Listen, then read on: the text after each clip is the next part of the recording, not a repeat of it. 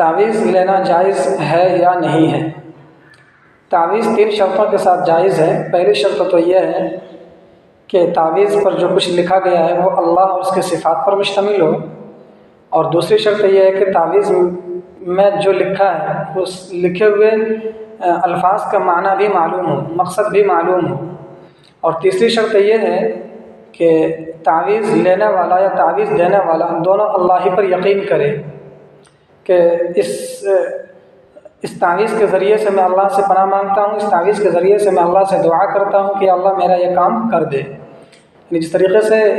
ہم دوائی کھاتے ہیں لیکن دوا کھانے کے بعد بھی ہم بطور دعا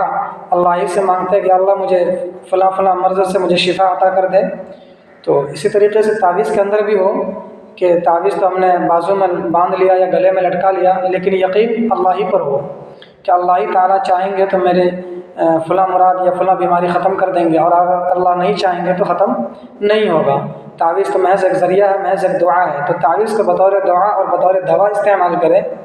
اس کو حقیقت میں مؤثر بالذات، یعنی یہ سمجھنا کہ تعویذ میں جو کچھ لکھا ہے وہ ہو کر ہی رہے گا، ایسا نہ سمجھے۔ تعویذ میں جو کچھ لکھا ہے وہ ہو کر ہی رہے گا، تو پھر تقدیر میں جو کچھ لکھا ہے وہ کب ہوگا؟ اصل تو یہ ہے کہ تقدیر میں لکھی ہوئی بات ہو کر رہتی ہے، نہ کہ تعویذ میں لکھی ہوئی چیز۔ اگر تعویذ سے ہر مراد پوری ہونے لگے تو آج دنیا کا کوئی بھی شخص مایوس نہ ہوتا، کوئی بھی شخص کی کسی بھی شخص کی تمنا ادھوری نہ ہوتی، ہر شخص کی مرادیں پوری ہو چکی ہوتی۔ تو تعویذ میں لکھی ہوئی چیز ضروری نہیں ہے کہ وہ مکمل ہو ہی جائے اور تعویذ سے کام بن ہی جائے۔ اصل چیز یہ ہے کہ نماز کی پابندی کرے، اللہ سے دعا مانگے۔ اللہ تبارک و تعالیٰ نے قرآن کریم میں فرمایا وقال ربکم ادعونی استجب لکم، کہ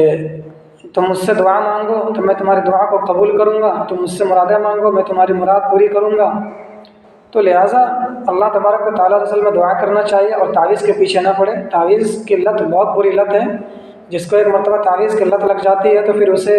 ہر چیز میں تعویذ ہی نظر آتا ہے۔ تھوڑا سا پیٹ میں درد ہو گیا تعویذ چاہیے، سر میں درد ہو گیا تعویذ چاہیے،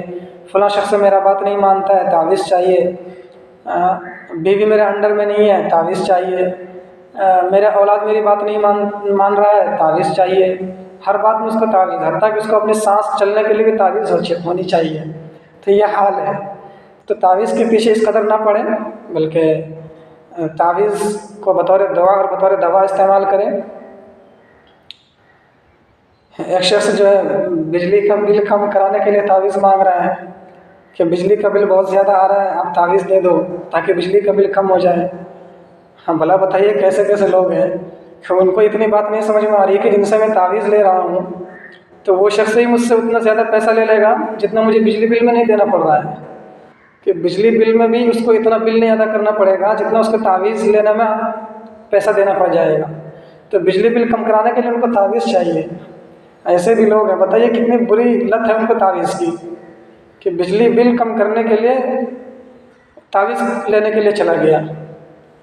تو تعویذ پر یقین کیجئے، بہت جنات شیاطین کا اثر ہے، تو اس سلسلے میں تعویذ کا استعمال کریں۔ بات بات پر ہی تعویذ چاہیے، بات نہیں مانتا اس پر تعویذ، بیماری ٹھیک نہیں ہو رہی اس پر تعویذ،